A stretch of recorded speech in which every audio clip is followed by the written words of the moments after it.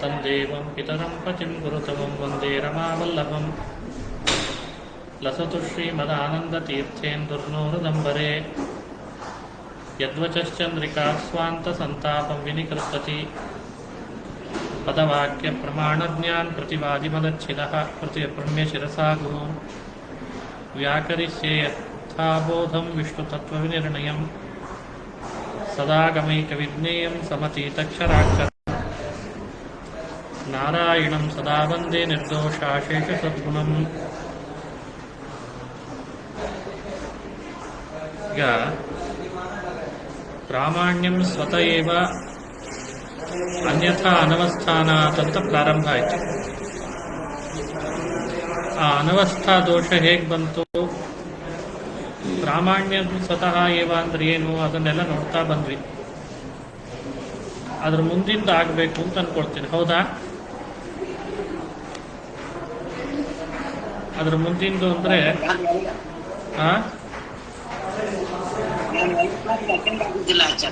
ಇದಕ್ಕೆ ಮೈಲಿಗೆ ಬಂದಿತ್ತು, ಅದಕ್ಕೆ ಅಟೆಂಡ್ ಆಗಿದ್ದಿಲ್ಲ. ಸರಿ, ಈಗ ಮುಂದಿನ ವಾಕ್ಯ ಮೂಲದಲ್ಲಿ ನಚ ಉಕ್ತಯುಕ್ತ್ಯಧೀನತ್ವಂ ಪ್ರಾಮಾಣ್ಯಸ್ಯ ಬುದ್ಧಿದೋಷ ನಿರಾಸ ಮಾತ್ರ ಕಾರಣತ್ವಾತ್ ಯುಕ್ತೀನಾಂ ಅದುಷ್ಟಬುದ್ಧೀನಾಂ ಸ್ವತಃ ಸಿದ್ಧತ್ವಾಚ್ಚ ಪ್ರಾಮಾಣ್ಯಸ್ಯ. ಇದು ಮುಂದಿನ ಭಗವತ್ಪಾದರ ವಾಕ್ಯ. ಸಿಕ್ಕಿದೆನಾ ರಾಘವೇಂದ್ರ ಅವರು?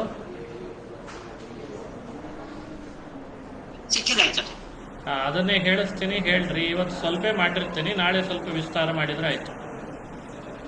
ನಚ ಉಕ್ತಯುಕ್ತ್ಯಧೀನತ್ವಂ ಪ್ರಾಮಾಣ್ಯಸ್ಯ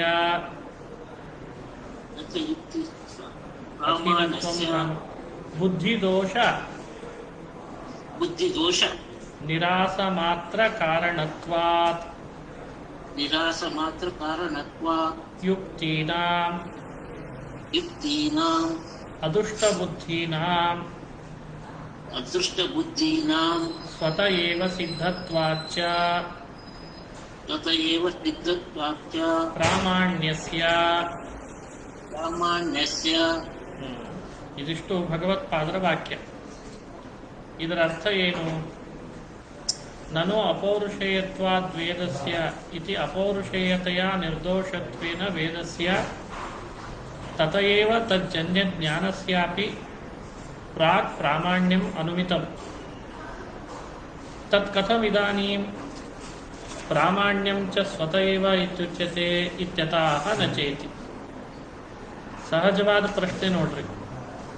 ಅಲ್ಲ, ವೇದಕ್ಕೆ ಅಪೌರುಷೇಯತ್ವ ಇರೋಣದ್ರಿಂದ ನಿರ್ದೋಷತ್ವ ಇದೆ, ಆದ ಕಾರಣ ಆದ್ದರಿಂದಲೇನೆ ತಜ್ಜನ್ಯ ಜ್ಞಾನಕ್ಕೂ ಕೂಡ ಪ್ರಾಮಾಣ್ಯ ಇದೆ ಅಂತ ಹಿಂದೆ ಅನುಮಾನ ಮಾಡಿದ್ರಿ.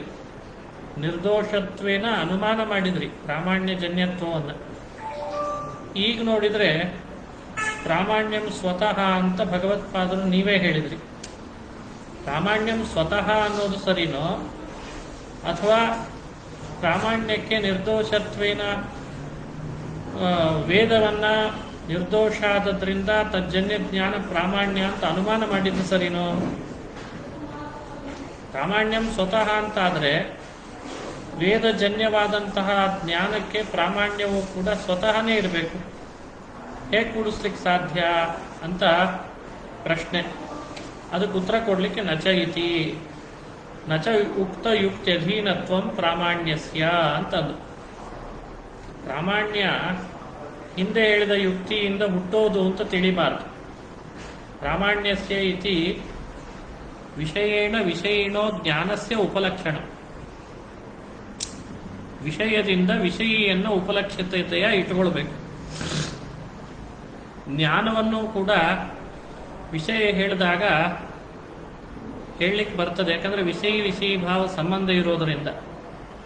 ಹಾಗಾಗಿ ಇಲ್ಲಿ ಪ್ರಾಮಾಣ್ಯ ಜ್ಞಾನಸ್ಯ ಅಂತ ಅರ್ಥ. ಜ್ಞಾನಸ್ಯ ಉಕ್ತಯುಕ್ತ್ಯಧೀನತ್ವಂ ನ. ಇದರಿಂದ ಏನಾಯ್ತು? ನ ಅಪೌರುಷೇಯತ್ವಾದ್ಯುಕ್ತ್ಯಾ ವೇದ ಪ್ರಾಮಾಣ್ಯಂ ಜ್ಞಾಪಿತಂ ಪ್ರಾಗ್ ಇತ್ಯರ್ಥಃ. ಹಿಂದೆ ವೇದ ಪ್ರಾಮಾಣ್ಯವನ್ನ ಅಪೌರುಷೇಯತ್ವಾದಿ ಯುಕ್ತಿಯಿಂದ ತಿಳಿಸಿದ್ದು ಅಂತಲ್ಲ. ಪ್ರಾಮಾಣ್ಯ ಜ್ಞಾಪನಾಯ ಯುಕ್ತೇ ಉಪನ್ಯಸ್ತತ್ವಾತ್ ಕಥಂ ನ ಇತ್ಯತಃ ಆಹ. ಅಲ್ಲ, ಪ್ರಾಮಾಣ್ಯ ಜ್ಞಾಪನ ಮಾಡಲಿಕ್ಕೆ ಅಲ್ವೇ ಯುಕ್ತಿಯನ್ನು ಉಪನ್ಯಾಸ ಮಾಡಿದ್ರು. ನೀವು ನೋಡಿದ್ರೆ ಅಲ್ಲ ಅಂತಂತ ಇದ್ದೀರಿ. ಅಂದ್ರೆ ಬುದ್ಧೀತಿ ಬುದ್ಧಿದೋಷ ನಿರಾಸ ಮಾತ್ರ ಕಾರಣತ್ವಾದ್ ಯುಕ್ತಿಯಾದಿನ. ಬುದ್ಧಿದೋಷವನ್ನು ಪರಿಹಾರ ಮಾಡಲಿಕ್ಕೋಸ್ಕರವಾಗಿ ಅಷ್ಟೇ ಯುಕ್ತಿಗಳನ್ನ ಉಪಸ್ಥಾಪನೆ ಮಾಡಿದ್ದು. ನೋಡ್ರಿ, ಅನೃತ ವ್ಯಾಘಾತಾದಿ ದರ್ಶನೇನ ವೇದ ವಿಷಯ ಯಾ ಅಪ್ರಾಮಾಣ್ಯ ಶಂಕಾ ಸಾ ಬುದ್ಧಿದೋಷ ಇತ್ಯುಚ್ಯತೆ. ಅನೃತ ವ್ಯಾಘಾತಾದಿಗಳನ್ನು ವ್ಯಾಘಾತಾದಿಗಳು ಕಂಡದ್ರಿಂದ ವೇದದ ಬಗ್ಗೆ ಏನು ಅಪ್ರಾಮಾಣ್ಯ ಶಂಕೆ ಬಂತಲ್ಲ, ಅದನ್ನು ಇಲ್ಲಿ ಬುದ್ಧಿದೋಷ ಅಂತ ಕರೆದಿದ್ದಾರಂತೆ.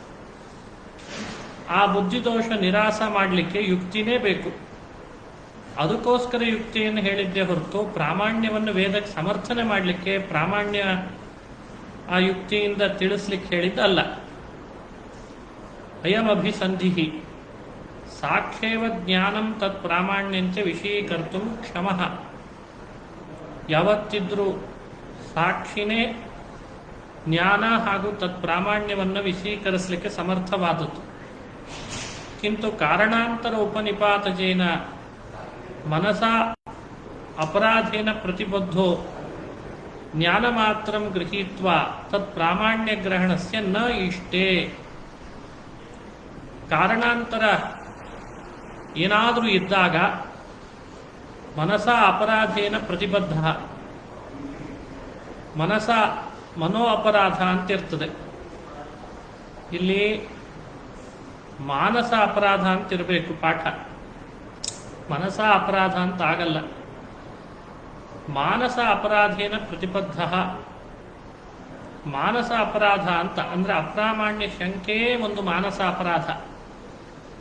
ಅದರಿಂದ ಪ್ರತಿಬದ್ಧವಾದ ಸಾಕ್ಷಿ ಜ್ಞಾನ ಮಾತ್ರ ಗೃಹೀತ್ವ, ಜ್ಞಾನವನ್ನು ಮಾತ್ರ ಗ್ರಹಿಸಿ ತತ್ ಪ್ರಾಮಾಣ್ಯ ಗ್ರಹಣವನ್ನ ಗ್ರಹಿಸೋದರಲ್ಲಿ, ತತ್ ಪ್ರಾಮಾಣ್ಯವನ್ನು ಗ್ರಹಿಸೋದರಲ್ಲಿ ಸಮರ್ಥವಾಗಲ್ಲ.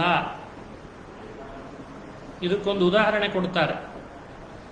ಯಥಾ ಸ್ವಯಮೇವ ಗತಿ ಸಮರ್ಥೋಪಿ ಗಜಃ ಗೋಕ್ಷುರಕಾದಿನ ಪ್ರತಿಬದ್ಧ ನ ಚಲಿತುಂ ಕ್ಷಮತೆ.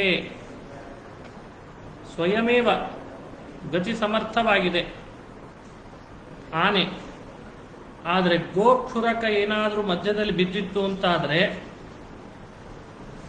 ಆಗ ಅದು ಸಮರ್ಥವಾಗಿದ್ರೂ ಪ್ರತಿಬಂಧಕ ಇದ್ದದ್ರಿಂದ ಅದರಿಂದ ಪ್ರತಿಬದ್ಧವಾಗಿ ಮುಂದೆ ಹೋಗಲು ಸಮರ್ಥವಾಗಲ್ಲ ಅಂತಂತಿದ್ದಾರೆ. ಇದು ಲೋಕದಲ್ಲಿ ಕಂಡಿದೆ ಅಂತಂತಾರೆ. ಲೋಕದಲ್ಲಿ ಅದು ಕಂಡದ್ರಿಂದ ನಾವು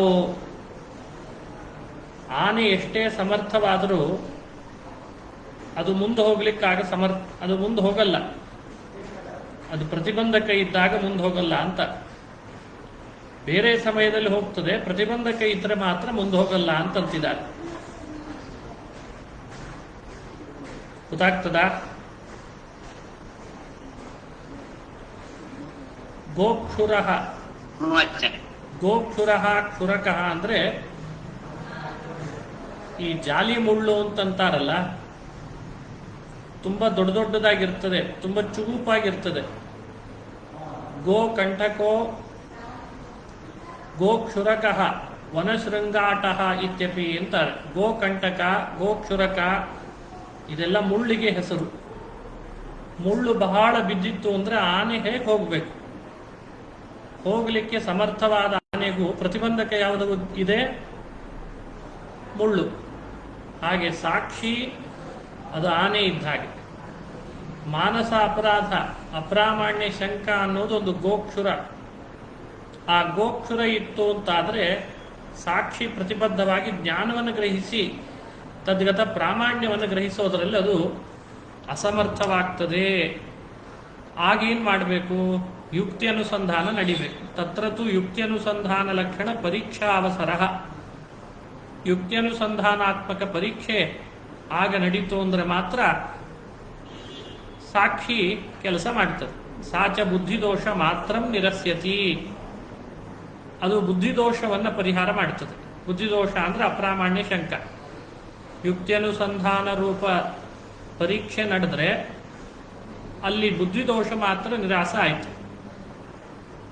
ತಸ್ಮಿನ್ ನಿರಸ್ತೆ, ಬುದ್ಧಿದೋಷ ನಿರಾಸ ಆದ ಕೂಡಲೇ ಸಾಕ್ಷಿ ಸ್ವಮಹಿಂ ನೈವ ಪ್ರಾಮಾಣ್ಯಂ ಗೋಚರಯತಿ, ಸಾಕ್ಷಿ ತನ್ನದೇ ಸಾಮರ್ಥ್ಯದಿಂದ ಪ್ರಾಮಾಣ್ಯವನ್ನು ಅದು ಗೋಚರಯತಿ ವಿಷೀಕರಿಸಿಬಿಡುತ್ತದೆ.